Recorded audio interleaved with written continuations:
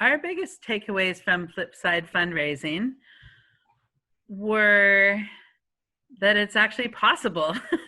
It's possible for a small arts organization to develop a fundraising plan that fits with their culture. The course was really tailored to small nonprofits because it broke things down into small steps, starting with like how our attitudes would impact how we were able to work in fundraising. You know, we work in the arts and in kind of sharing and storytelling, and it tied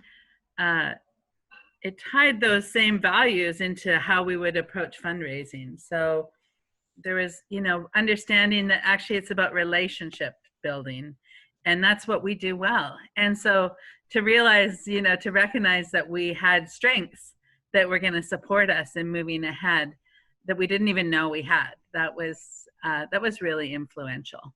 We actually have raised more money in the first 4 months of this fiscal year than we had all of last year. It did help us understand that the community was there to support what we were doing, and that it didn't need to be a big ask, it didn't need to be a big event in order to connect, and that people were actually looking for ways to support us and they didn't know how before then. So if I was starting at the beginning and wondering whether Flipside fundraising was the right program for me to invest in, you know, I think that most small organizations have very little money to invest in professional development. And so you need to be really careful about the choices that you're making. But I feel like this program was tailor-made for us.